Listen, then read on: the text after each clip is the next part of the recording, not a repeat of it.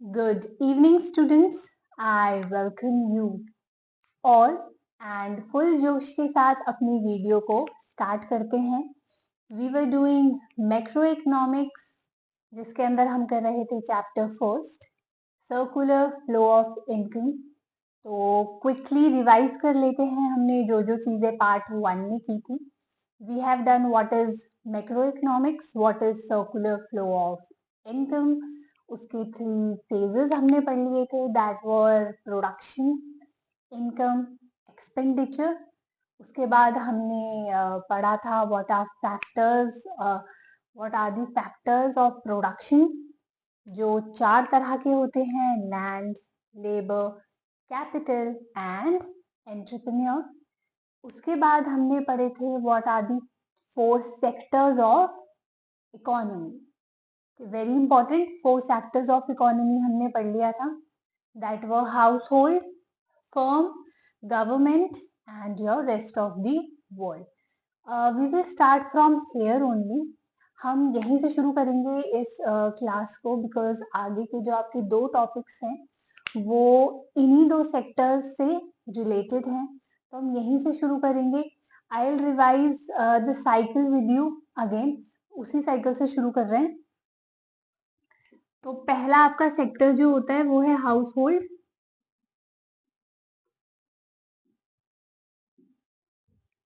और firm,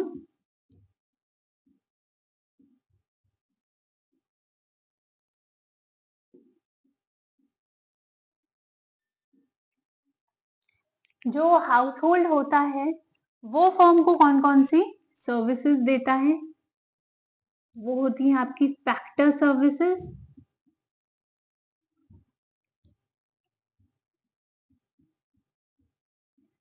factor services कौन कौन सी है? Land, labour, capital and your entrepreneur.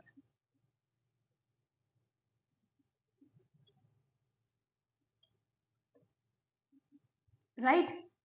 अब firm in return household sector को कौन सी सर्विसेज या कौन सी पेमेंट करता है? Factor payments.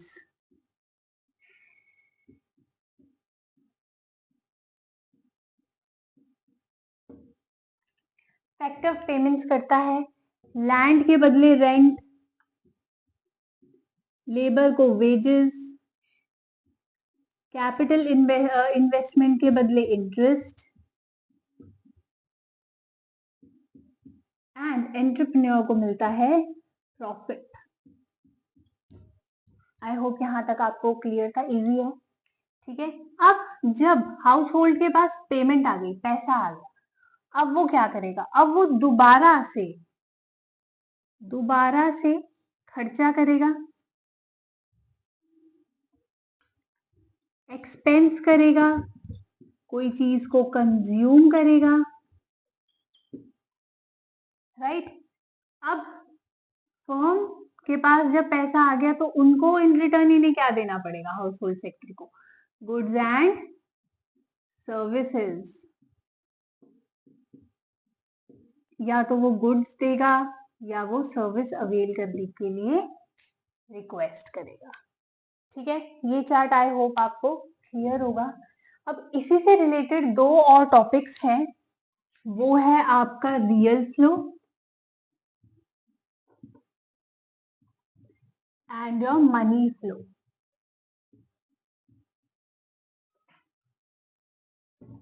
अब आप देखिए इससे रिलेटेड कैसे हैं. अब इस पूरे चार्ट में हमने सिर्फ 2 ही चीजें बार बार पढ़ी. एक तो मनी से रिलेटेड ट्रांजेक्शन हो रही है, मनी से रिलेटेड बार बार बात हो रही है. और दूसरी या तो किसी गुड्स की बात हो रही है या तो किसी सर्विस की बात हो रही है. गुड्स एंड सर्विसेज की बात हो रही है. सिर्फ इन्हीं 2 चीजों की बात कर रहे हैं हम. ठीक है. अब देखिए मनी की बात कहाँ कहाँ हो रही है. मनी की बात एक तो हो रही है आपकी पेमेंट्स में, फैक्टर पेमेंट्स में. ठीक है. और एक आपकी बात हो रही है एक्सपेंसेस और कंज्यूम में, क्योंकि पेमेंट भी हम पैसों में करते हैं और एक्सपेंसेस भी हम किसी चीज को खरीदने के लिए भी हम पेमेंट पैसों में ही करते हैं, ठीक है। अब देखिए सर्विसेज की बात कहाँ कहाँ हो रही है। एक तो सर्विस की बात यहाँ हो रही है और एक सर्विस की बात यहाँ हो रही है, बस इसी से ही रिलेटेड है आपका रियल फ्लो और मनी फ्लो। इनको हम एक सेकंड नेम भी है इनका, physical flow and nominal flow.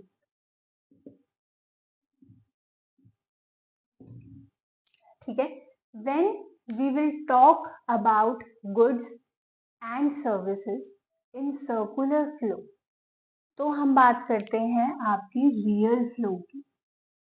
जब हम बात कर रहे हैं गुड्स और सर्विसेज की, वो किसके अंडर आती हैं, आपकी रियल फ्लो के अंदर, ठीक है। अब जब when we are talking about money related things, we are talking about payments, we are talking about expenditure and consumption, so that will come under money flow या nominal flow। बहुत easy है, फिर से एक बार समझते हैं।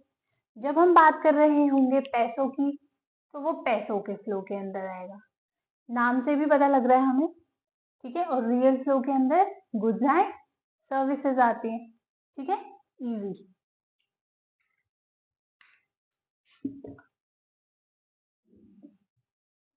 अब इसी चार्ट से हम दो टॉपिक्स और करेंगे, leakages and injections.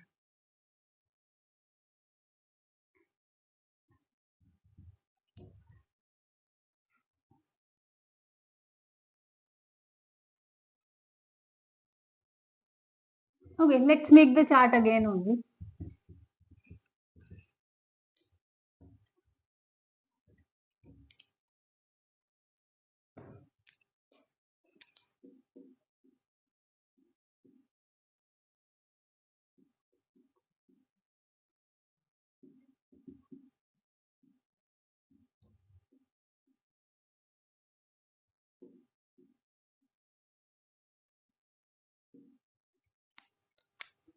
See, household ने फर्म को फैक्टर सर्विसेज दी थी, जिसके बदले फर्म ने उसको फैक्टर पेमेंट्स दी थी। I am writing in short, factor services दी, factor payments the.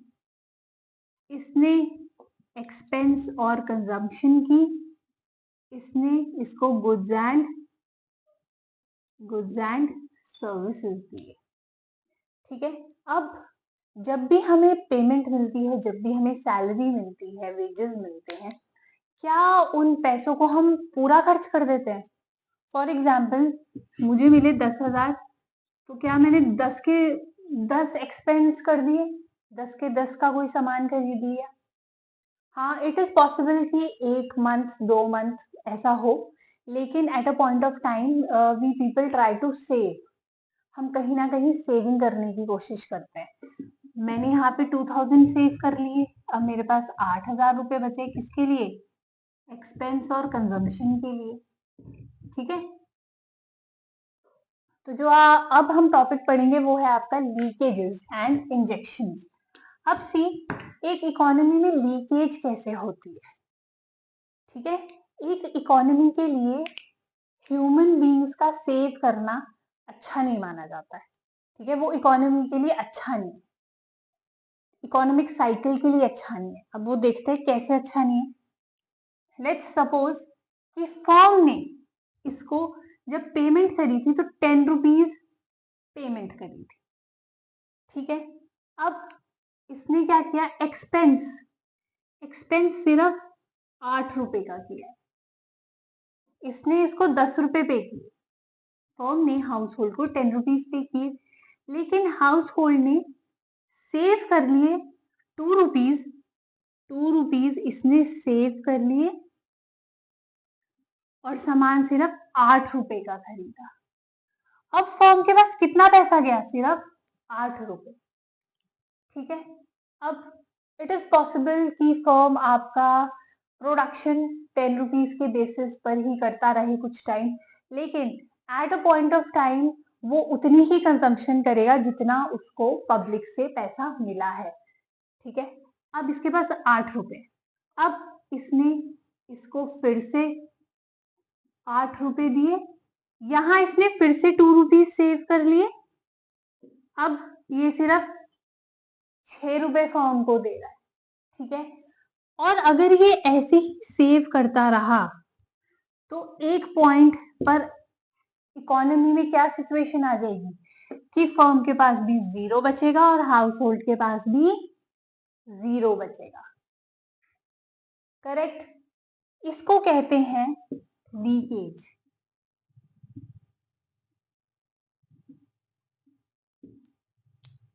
When money is flowed outwards from the circular flow of income, that is called your leakage in the form of savings or investment. ठीक है। जब हम circular flow of income में से savings के तौर पर पैसों को विड्रॉल करते हैं, उसको कहा जाता है लीकेज। अब देखिए, ये एक इकोनॉमिक प्रॉब्लम थी। अब इस इकोनॉमिक प्रॉब्लम को कैसे सॉल्व करेंगे?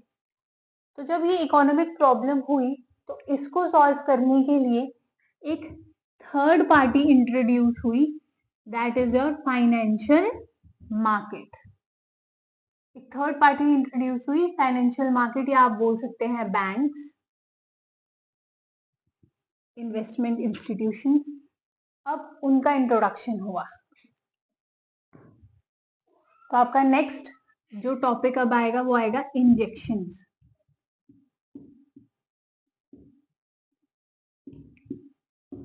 इंजेक्शन देखिए, अब एक थर्ड पार्टी इंट्रोड्यूस हुई, आपकी फाइनेंशियल मार्केट।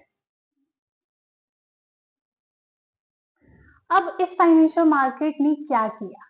फाइनेंशियल मार्केट ने ये देखा कि लोग तो सेव कर रहे हैं and saving is also important, पर ये चीज इकोनॉमी में प्रॉब्लम क्रिएट कर रही है। तो अपना ब्रेन यूज करते हुए उन्होंने क्या कहा, वो लोग हाउस होल्ड सेक्टर के पास गए और उन्होंने कहा, the portion that you are saving, give that portion to us. जो आप पोर्शन सेव कर रहे हैं वो हम रख लेते हैं अपने पास, ठीक है। अब देखिए, फर्म ने इसको दिए थे 10 रुपए, इसने इन रिटर्न फर्म को कितने दिए? 8 रुपए। वो जो बीच के 2 रुपए जो ये लोग सेव कर रहे थे, अब वो अनयूज्ड पैसा था, क्योंकि अगर कोई चीज आपने अपने पास रख ली तो वो इकोनॉमी के किसी काम की नहीं, ठीक है। आपके पास है तो इकोनॉमिक साइकिल में वो चीज रोटेट नहीं कर रही है। अब ये जो 2 रुपीज है ये इसी के पास रह गए, ठीक है। अब फाइनेंशियल मार्केट ने क्या किया? फाइनेंशियल मार्केट ने हाउस होल्ड सेक्टर को कहा, ये जो 2 रुपए आपने सेव किए हैं ना, ये हमें दे दो।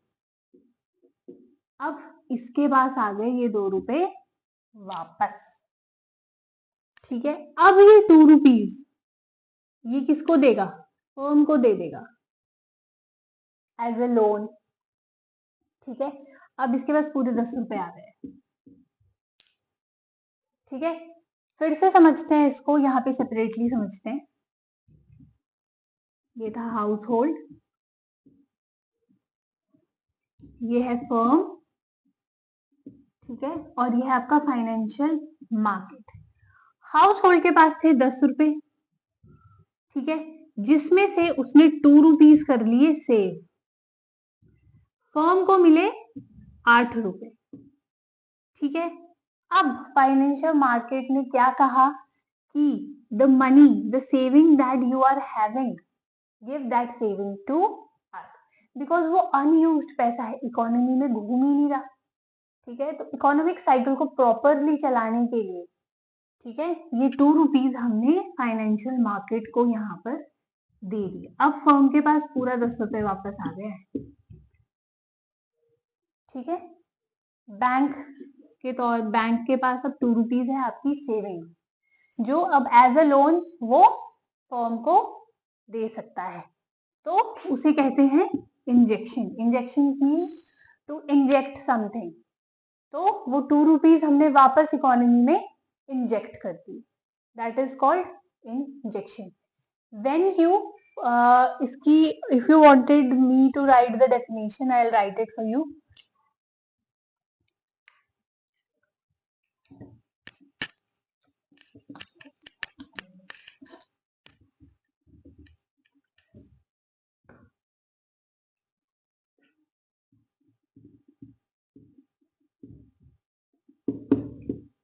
When money is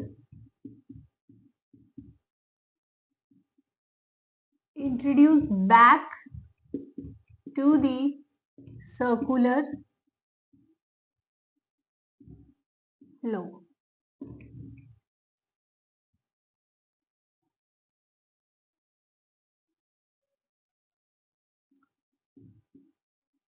From a third party.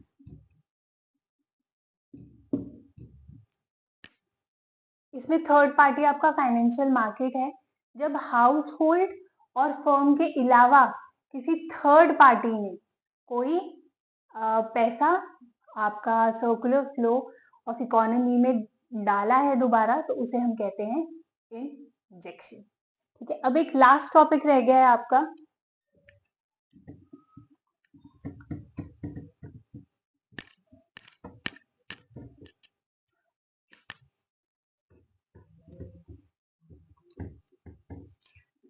Last topic जो आप लोगों का है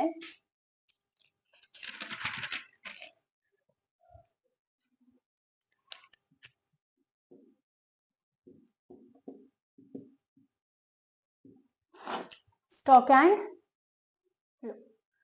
अब देखिए, मैं हिमाचल से हूँ, तो एक एप्पल्स की बात जरूर हम करेंगे. उसी एग्जाम्पल से हम स्टॉक और फ्लो को समझते हैं. ठीक है, तो स्टॉक क्या होता है? ठीक है, स्टॉक होता है जब हम कोई item at a particular point of time पर स्टडी कर रहे होते हैं, तो उसे कहते हैं stock.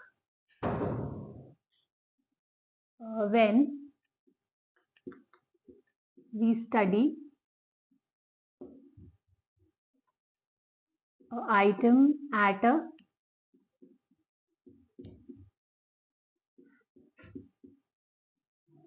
particular point of time. मतलब अभी जो मैं स्टडी कर रही हूँ इस पॉइंट पर, क्या मेरे पास स्टॉक कितना है? आइटम की जगह हम स्टॉक भी लिख सकते हैं. स्टॉक कितना है अभी, जब हम इस बारे में पढ़ते हैं वो पढ़ते हैं हम स्टॉक के अंदर. ये हमने शायद अकाउंट्स में भी पढ़ा है. स्टॉक क्या होता है? जो लास्ट में अनसोल्ड आइटम बच जाती है उस पॉइंट ऑफ टाइम पे, वो होता है स्टॉक. ये है आपका एक स्टैटिक कंसेप्ट. मतलब नंबर्स में हम स्टडी करते हैं ना इस चीज को कि इतने बॉक्सेस ऑफ एप्पल्स रह गए हैं, 2 बॉक्सेस ऑफ एप्पल्स हैं या 3 बॉक्सेस हैं, तो हम इसको नंबर में स्टडी करते हैं.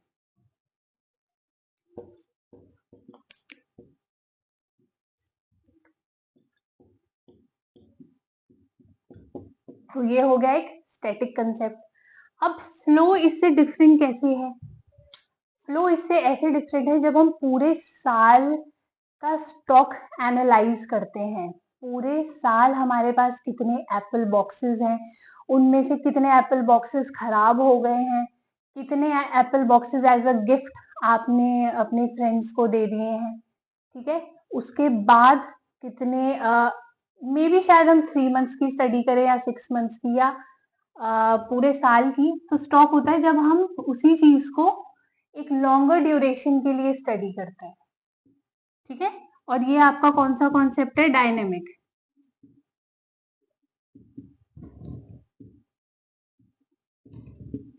डायनेमिक कॉन्सेप्ट इसीलिए है because it keeps on changing.